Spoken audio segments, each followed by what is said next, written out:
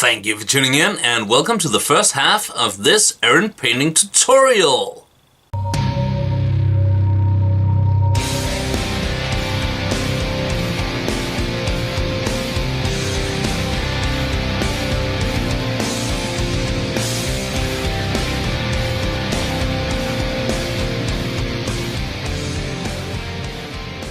Today we're going to paint a Plaguebearer Nurgle Chaos Demon. And this is obviously viable for both 40k and Age of Sigmar, as there are no specifically sci-fi or fantasy elements to what we're doing. For the sake of this video, I have mounted a single Plaguebearer on a paint pad, but I suggest when you do bulks of these, and I really do suggest you do bulks of these, that you put them on paint sticks with a bit of poster putty and treat each stick as one unit. This way you can do a whole horde in one go without the process being too daunting. Also, there is a lot of dry time to this method because we are going to use a lot of washes. So I suggest that you either have a hairdryer at hand or another project you're doing at the same time. And finally, before we get started, if this is your first visit to errand painting, please remember to subscribe before you leave. We put up tons of content every week, mainly 40k, but we are also prone to take requests, and we love to get into new games and try stuff out. And if there is something you're struggling with in your hobby room, let me know. I love the challenge of making a tutorial based on a request. So yeah, let's get cracking on this little fella. The first color we are going to use is Estonian Camo Shade, and this is the same starting point as you might have seen Duncan use in his tutorial on painting Nurgle Flesh. It was also featured in White Dwarf back when the Corax White Spray came out, and this mini has indeed been primed with Corax White Spray. You can use any white spray that you like though. I just find that the Corax White is a solid choice. I'm gonna use this straight out of the pot and not bother to water it down at all. And I'm gonna use a Citadel medium shade brush for it. Again, completely up to what brushes you have, but people have been asking what brushes I use. So, first of all, we're just gonna give him an all-over shade. Everything except the sword and the base, and it doesn't matter if you hit those, it's just not necessary.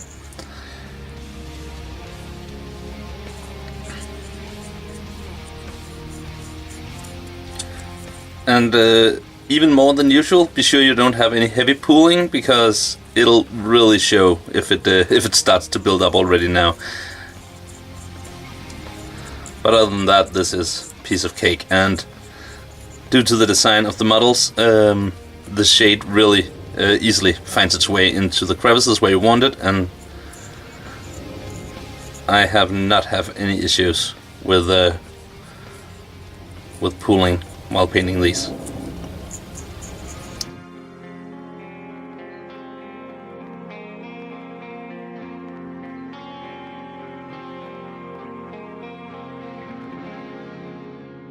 Now for the before mentioned dry time, and if you want maggot sickly look to your Plaguebearers, you can actually stop the base coat already at this stage, but I like to take them further and make them more cartoonish and more vibrant, even if I am going for a rather muted scheme.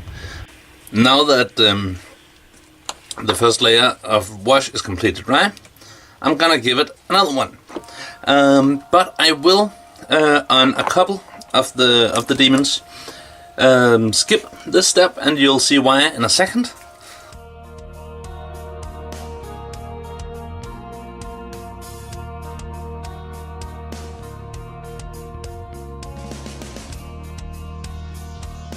There, and we'll let it dry again. Next, I'll take some Zephyrim Sabia, and on most of the guys, this will just be for the horns. So I have a smaller brush. This is some no brand thingy, but it is a very cheap synthetic brush. But as I said, this will just be for the horns, except for a couple of guys as you can see here, for instance, the regular guy and the banner bearer have not been given the second coat of camo shade, so they will be covered entirely in Zephyrim Sepia, and this is to give some unit variation. And the amount of Plaguebearers I do this to is pretty random, but never more than half. And in the tummy of this guy there's a little Nurgling, and I tried to keep the camo shade away from him too, so he will be getting the Sepia as well. And as always, remember to use some poster putty to fasten the paint pot to your work surface, because even the small pots have a tendency to fall over.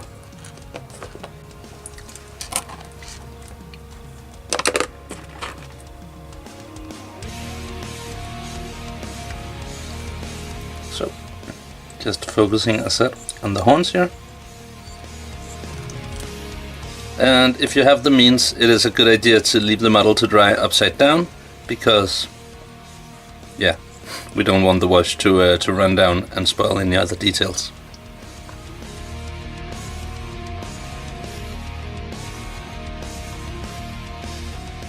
So, once the Sepia is dry, we're gonna add another layer, but this time focusing on the top of the horn, starting like here, and then working our way up to the tip. And we're going to do that on all the horns, but not on the flesh parts.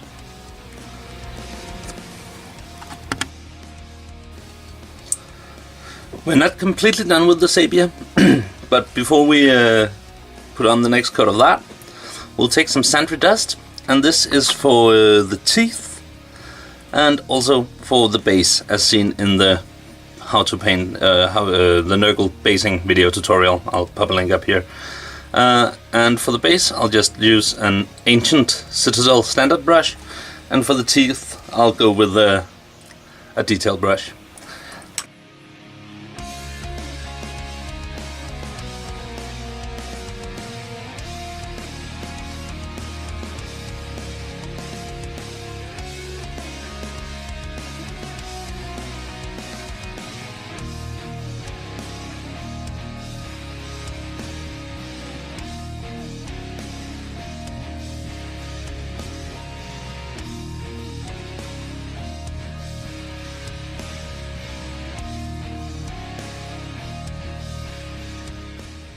There we go, we'll let this dry and get back to washing.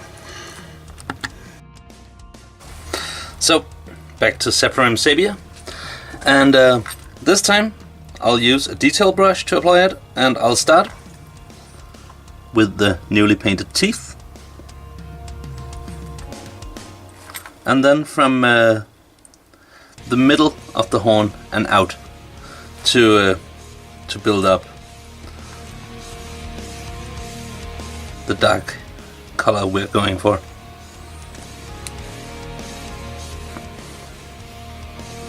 And once again, we'll need to let this completely dry before we go on. Now, time for some Agrax Earthshade, and this is of course for the entire base, but also for the tip of the horn.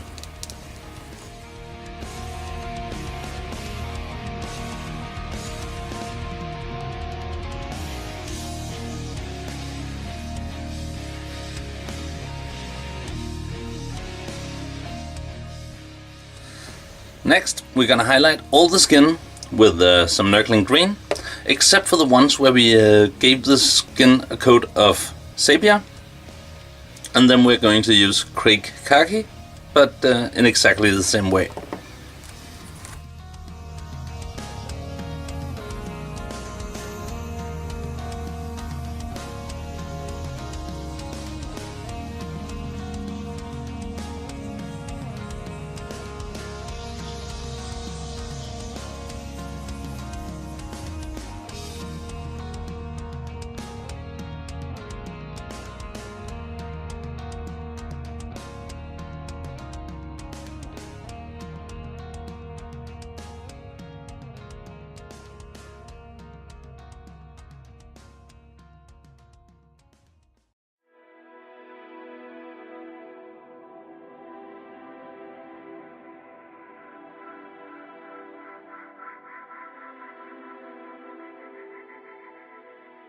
Then we'll take some Typhus Corrosion, and this will be for the entire sword, blade and hilt.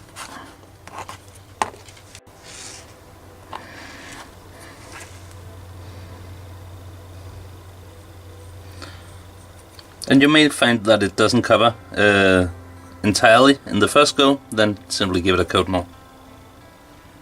Once it's dry, of course.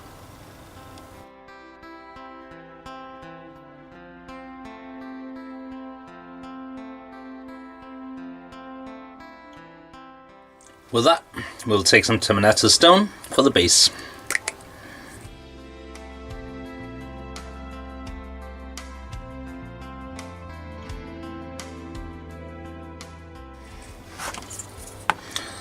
And now, some Reset Rust, and this will be for the blade. And I'll focus it a bit more heavy towards the tip, because I think that looks good, but it's of course completely optional.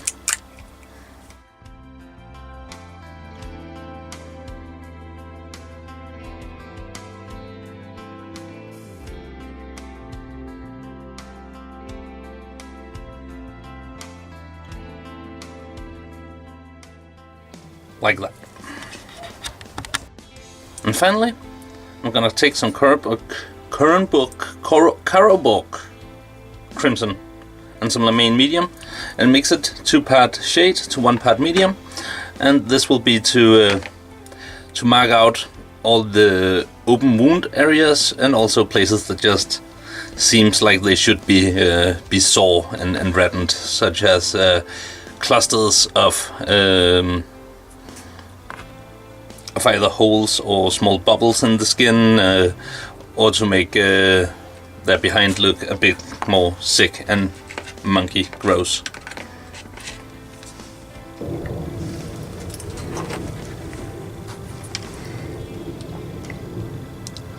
And the reason why I thin it down so much is that I'd rather add a couple of layers and get a smooth color than have the color be too strong. So don't be surprised if you get a very subtle result the first time around. It will pay off when you add the second layer.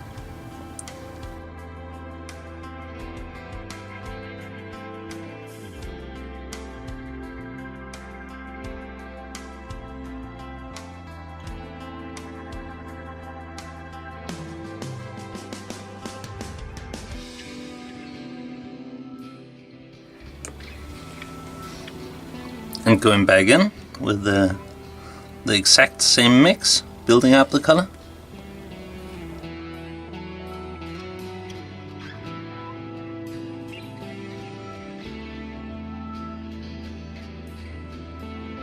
And I want it to be a bit stronger, so I'll go in a third time, but this time I'll focus more close to the center of the areas.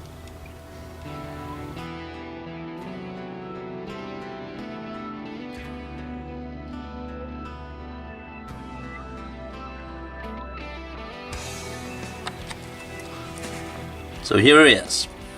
That is the skin and the sword, the horn, completed. And with the rim of the base, he could easily be put on the tabletop and blend into the horde. Next week, we're going to have a lot of fun, because that's when we add all the special effects, we paint in the little details, make his eye, which I think is really fun and looks really cool. I enjoy painting eyes on models where the eyes were sculpted by somebody who knew somebody would have to paint them at some point. We're of course gonna paint in all the little maggots, all that stuff, and that'll be a lot of fun. And it is just as easy and just as fast as the stuff we've done today. In general, you could easily finish up 1 or 2 10-man units in a day,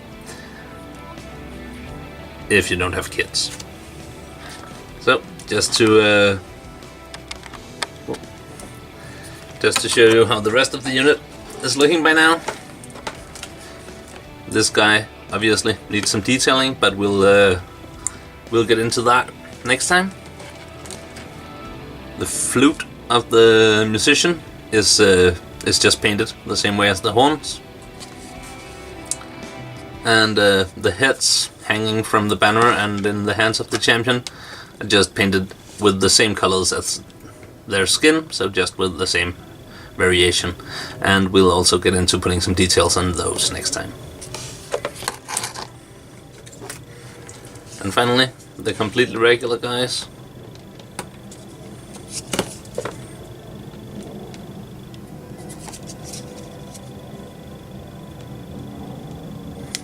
So, I hope you enjoyed this video and that you found it useful. I had a lot of fun doing it, and as I said in the beginning, please subscribe before you leave so you don't miss part 2, and till next time, take care and bye bye.